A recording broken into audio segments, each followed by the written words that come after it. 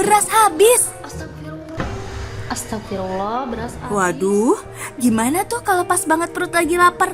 Udah gitu mau beli udah malam. Wah, berabe. Mungkin fans di rumah pernah ngalamin hal begini ya.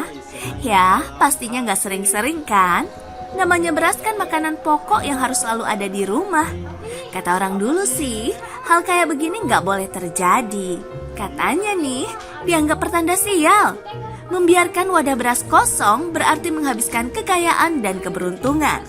Ini juga menandakan tanda-tanda kemiskinan alias bokek. Waduh. Jadi sebaiknya tetap isi wadah beras. Katanya, wadah beras yang selalu terisi melambangkan kelimpahan dan kemakmuran. Ya, percaya nggak percaya sih. Tahayul soal beras ada lagi nih. Katanya, setiap wadah beras harus ada penutupnya. Penutup ini melambangkan kehati-hatian kita menjaga harta dari penyusup, pencuri, dan juga perampok.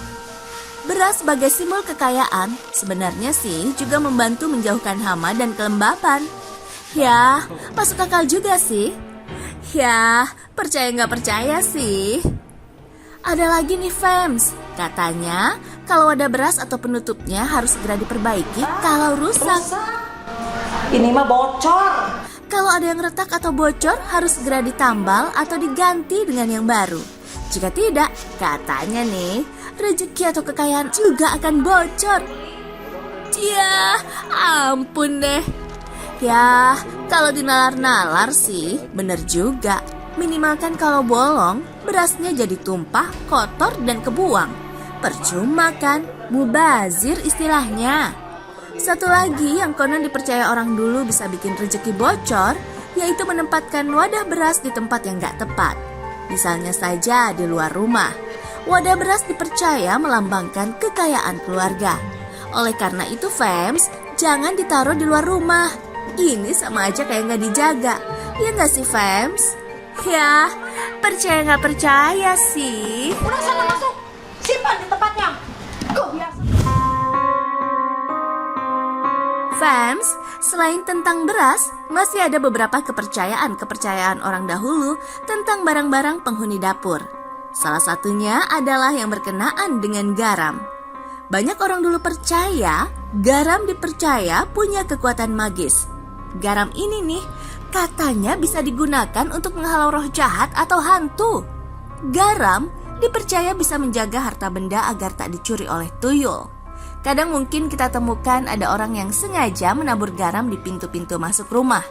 Ini katanya sih bisa mengusir tuyul yang hendak mencuri uang. Garam juga dipercaya ampuh dapat mengusir jenis-jenis hantu lainnya seperti genderuwo, siluman ular, bahkan kuntilanak. Ya, percaya nggak percaya sih. Katanya lagi nih, garam harus dibeli sendiri oleh nyonya rumah. Nggak boleh orang lain fams, apalagi orang asing. Bahkan jika si nyonya lagi sibuk. Konon, nenek moyang kita dulu percaya kalau nggak boleh meminjamkan garam ke orang lain. Katanya nih, orang yang menerima garam dari Anda bisa mengganggu Anda dan mencegat keberuntungan dan mengirim kerusakan, penyakit, atau kemalangan lainnya. Hal lain yang populer soal tahayul garam adalah jangan menumpahkan garam, karena ini akan mendatangkan kesialan. Untuk mengatasinya, kamu harus menaburi garam ke bahu kiri. Cara ini diyakini bisa mencegah hal-hal buruk yang akan menimpa dirimu.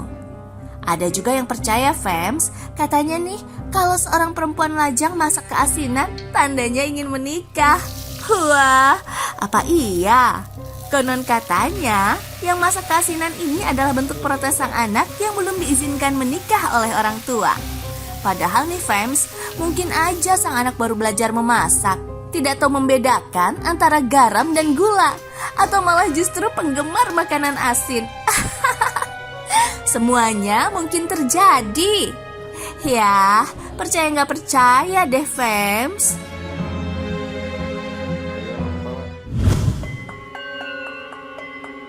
Kalau tadi soal bahan makanan, ini ada juga soal alat masaknya. Makan dari wajan dipercaya akan menghitam wajahnya ketika menikah nanti. Waduh, Ndro. Mitos satu ini juga masih ramai di tengah masyarakat Indonesia, fams. Kita nggak boleh makan dari wajan atau panci secara langsung. Harusnya kan dipindahkan dahulu ke wadah makanan seperti piring. Logikanya sih, fams, ini memang gak sopan ketika makan bersamaan dengan keluarga ya. Soalnya kan yang makan hasil masakan bukan seorang aja. Orang lain yang ikut makan dari hasil masakan dalam wajan itu akan tercemar. Hi, cicai. Ora ilok kalau kata orang Jawa. Selain pakai wajan atau panci, kita juga gak boleh makan pakai penutup makanan sebagai wadah. Bagi orang yang nekat, katanya bersiaplah menerima hal yang buruk. Orang Jawa menganggapnya ini sebagai pamali. Kalau dinalar-nalar, mitos ini ada benarnya juga. Jika menggunakan penutup sebagai wadah makanan, maka akan dianggap sebagai orang yang tak tahu etika.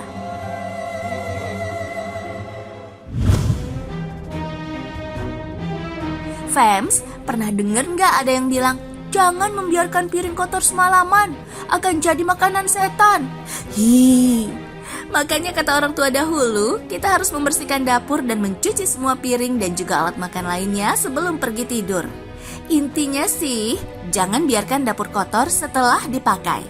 Memang sih, fams, kebersihan di rumah adalah hal yang sangat diperhatikan orang-orang timur. Ini termasuk juga di dapur ya. Katanya nih, kotoran di lantai dan di perabot rumah akan mengundang kemiskinan dan menghancurkan keberuntungan.